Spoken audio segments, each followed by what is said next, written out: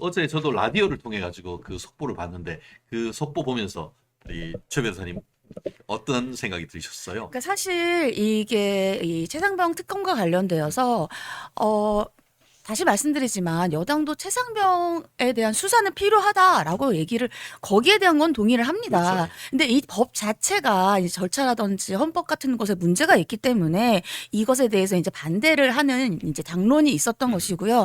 하지만 이제 여당에서 한 5분 정도의 의원들이 공개적으로 나는 찬성표를 그렇죠. 던지겠다라고 했기 때문에 그러면은 이제 제적 의원의 3분의 2가 넘는 것이 그렇죠. 예, 예. 아닌가라는 이제 걱정들이 사실 있었습니다. 특히 참석을 안 해버리면은 그렇죠. 그 너무 또 민주당이 전체 그 숫자가 늘어나기 때문에 그걸로 통해 가지고 혹시나 이게 통과되는 것이 아니야 그런 걱정도 네, 했었더랬잖아요. 맞습니다.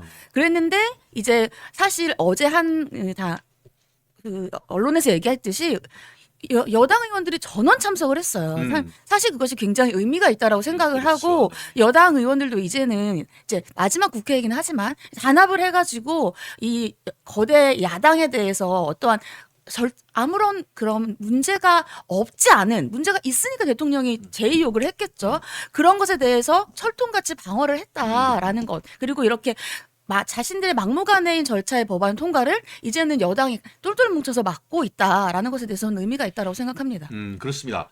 이승만 대통령이 그랬죠. 뭉치면 살고 흩어지면 죽는다. 어떻게 보면은 Unite, we stand.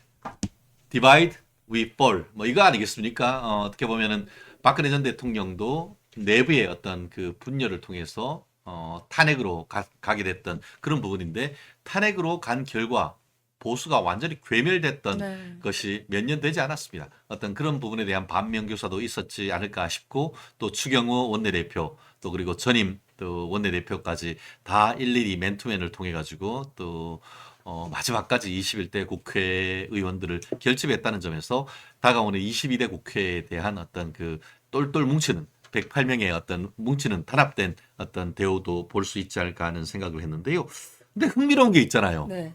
지금 뭐 국민의힘에서 5분 정도 김웅 의원을 비롯해서 대놓고 여전히 나도 이번에 찬성했다 하면서 나를 징계하라라고 김웅 의원은 그렇게 얘기를 한다고 하는데 우리가 심리학에 보면은 일관성의 법칙 선서하고 나면 그 쉽게 못 바꾸잖아요. 네. 그렇게 해서 그럼 5명 정도가 국민의힘 쪽에서 설령 이탈표가 있다고 하면은 이게 표를 해보면 한 민주당의 6표 정도가 이탈했다라고 하는데 그렇죠. 이 상황 도대체 어떻게 된 것이죠? 일단 먼저 첫 번째로는 이수진 의원은 아예 가지도 아, 않았어요. 그렇죠. 참석도 안 했어요. 고맙습니다. 이수진 의원님. 네. 그러니까 그만큼 이제 본인이 그 당시에 컷오프된 것에 대해서 당에 대한 반발이 심하다는 걸 일단 그렇죠. 볼 수 있고, 그럼 여기에다가 이제 6명의 이탈표가 지금 예상이 되는데, 이 6명의 이탈표는 사실은 우리가 이번에 총선을 거치면서 당 내에서 이재명 대표에 대한 반발심을 갖고 있는 사람들이 있다라는 거죠. 그렇죠. 그러니까는 비명 행사라는 얘기들이 예. 있잖아요. 그러니까 이 비명계들이 이제 이렇게 소위 개딸들이 무서우니까 예. 대놓고 나는 여기를 반대하겠다라고는 하지 못하지만 그렇죠. 마음속으로는 당에 대한 이러한 어떠한 이재명 대표에 대한 반대를 갖고 있는 의원들이 최소한 6명은 있다라는 그렇죠. 그래서 거죠. 그분들을 샤이 반대파 이렇게도 그렇죠. 부르더라고요. 네. 그리고 사실은 저는 6명이 반대의 표를 던졌다는 것은 그것보다 더 많은 사람들이 사실은 그렇죠. 예, 이 당에 대한 반발심이라든지 이재명 대표에 대한 반대의 의미가 있다라고 생각을 한다. 근데 그걸 표로 나타내지 못했을 뿐이지 그걸 표로 나타낸 사람들이 6명이나 있다는 것은 그 밑에 더 많은 사람들이 숨어 있을 수 있다라는 생각이 들었습니다. 그렇죠. 결국 제3차 반란 이렇게 표현할 수가 있겠죠. 1차 반란은 이재명 대표에 대한 체포 동의할 때 네. 베스킨 라빈스 31, 이 31명의 어떤 31명, 2명 정도의 네. 반란표가 있어서 이 체포 동의안이 실질적으로 통과가 돼버렸던 그런 케이스가 있고 지난 그 국회의장 어떻게 보면 후보 선정과 네. 관련되는 민주당 내 이 투표할 때도 엄청난 반란표가 있으면서 이 완전히 뒤집어서 네. 우상호 의원이 있었고 이번이 3차 반란이다 이런 얘기가 네. 있던 것 같은데 이런 어떤 그 민주당 내의 균열 이런 부분이 22대 국회에서는 어떤 식으로 작용할 것 같습니까? 일단 22대 국회에서는 사실은 당선자들이라든지 아니면은 후보자가 된 사람들 자체가 이재명 대표를 이제 좀 친한 예. 이재명 대표의 친 이재명이라고 할 수 있죠. 친 이재명 의원의 후보들이 많았어요. 그렇죠. 예. 그렇죠. 그렇기 거의 뭐 때문에 이제 70만 명 정도가 그렇죠. 되니까. 그래서 예. 이제 그렇기 때문에 22대에서는 이재명 대표가 좀 더 본인을 방탄할 수 있지 않을까라고 생각할 수 있을 수도 있는데 이미 저는 당내의 기류가 바뀌고 있지 않나라는 생각이 듭니다. 그렇죠. 그리고 더 이상은 이제 민주당 의원도 물론 친 이재명계 민주당 의원이고 이재명을 방탄해야지 소위 이제 강한 강성의 민주당 당원들이 지지를 해준다라는 생각을 갖고 있을지 몰라도 마음속에서는 과연 이렇게 하는 것이 맞는가라는 생각들을 가지고 있는 것 같아요. 그렇다고 한다면 22대 국회가 지금 4년이 남았기 때문에 4년 동안 예를 들면은 지금 벌써 얘기를 하고 있어요. 우리는 이거 21대에서 부결됐지만 22대에서 또 할 거다. 그리고 다른 특검들도 할 거다라고 했지만 과연 21대 국회에서 이렇게 부결이 됐으니 6표나 지금 이탈을 했으니 22대 국회에서 과연 그들이 수 있을까? 요구하는 것들이 잘 될까? 그렇죠. 라는 부정적인 맞습니다. 생각이 벌써 들기 시작합니다. 저 또한 비슷한 의견을 가지고 있는 것 같은데요. 강성으로 갈 것 같지만 반드시 그렇게 하기는 쉽지 않죠. 실제로 지금 21대 국회 전반기에 18개 상위위원장 자기들이 다 싹 가져갔죠. 다 가지고 그렇죠. 가고 그랬다가 2년 뒤에 어떻게 됐어요?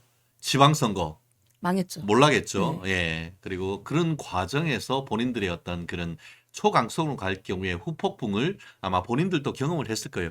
그러다니까 그런 맥락 속에서 이른바 가끔은 제정신 고민정 의원이 최근에 이제 종합부동산세 이런 것들 뭐 폐지해야 된다라고 네. 얘기 나오는 것들이 어떻게 보면 본인들도 이렇게 강성으로만 나갔다가는 서울 말아먹게 생겼다. 그런 얘기가 있다 보니까 야, 이거 어떡하지? 이거 그러면서 이제 완전히 그러니까 개딸이라고 할 수 있는 사람들은 완전히 계속 강성으로 가길 바라지만 수권 정당을 그렇죠. 바라는 이 그 민주당 입장에서는 완전히 강성으로만 계속 때리기는 어려운 그런 기류가 지금 읽히는다는 그런 말씀인 것이죠. 맞죠. 왜냐하면 당장 이번에 말씀하신 것처럼 국회의원 선거를 보더라도 강성인 개딸들은 추미애 의원이 될 거라고 생각을 하고 그렇죠. 추미애 의원이 당연히 될 거라고 생각을 했어요. 하지만 막상 열어봤더니 그게 아니잖아요. 어이추 어차피 국회의장은 추미애라고 했는데 뚜껑 열어보니까 아니었잖아요. 이렇게 된 거죠. 예. 그렇죠. 그러니까 그 민주당 내에서도 그렇고 의원들 내에서도 그렇고 민주당원들 자체에서도 당원이 모두 다 그렇게 개딸들처럼 강한 당성을 가지는 건 아니다. 그렇다면 그런 걸 봤을 때에는 이제 의원들 같은 경우에는 그러니까 당원의 그 당심이라든지 아니면은 여론에 그렇게 흔들릴 수밖에 없거든요. 왜냐하면 4년 후를 또 바라봐야 될 거 아니에요. 그렇기 때문에 강성으로 나갔을 때 과연 우리 당이 계속해서 잘 될 것인가? 나의 안위가 괜찮을 것인가? 그렇죠. 이런 걱정을 할 수밖에 없을 것 그렇죠. 같습니다. 계속 강성으로 가다가 이건 내 표 떨어지는 거 아니냐. 대표인 게 고민정 아닙니까? 그렇죠. 예, 예. 그러니까 자기들 이제 최근에 성동구 그리고 옆에 지금 그 고민정 의원이 있는 구 같은 경우에는 뭐 최근에 아파트 값이 엄청나게 올라오다 보니까 거기에 이제 종부세 1주택자도 종부세가 내니까 야 당신들 뭐해 이러니까 이제 정신이 번쩍 드는 건 그렇죠. 아니에요. 참, 그러니까 뭐 그래도 가끔이라도 제정신으로 돌아오니까 그래요. 문제는 이제 이렇게 뭐 단일 대우해서 잘 되는 것도 좋기는 한데 또 22대 국회 가면은 또 인원이 많이 달라지고 네. 하는 과정에서 22대 국회에서 어떻게 또 이런 그 단일 대우를 이끌어 갈지에 대한 또 리더십이 또 이게 굉장히 중요한 것이고 그러한 과정에서 이제 또 7월 말 8월 초에 전당대회가 있으니까 이런 부분 잘 만들어서 새로운 리더십 그리고 국민들이 어떻게 바람하지 않는 대통령실과 당정 간의 건전한 어떻게 보면 소통과 또 견제와 균형이 또 살짝 있는 그런 식으로 해서 또 쌍끌이로 갈 수 있는 그런 리더십을 만들기를 또 우리 멸콩TV 시청자 여러분께서는 보고 있지 않을까 싶습니다.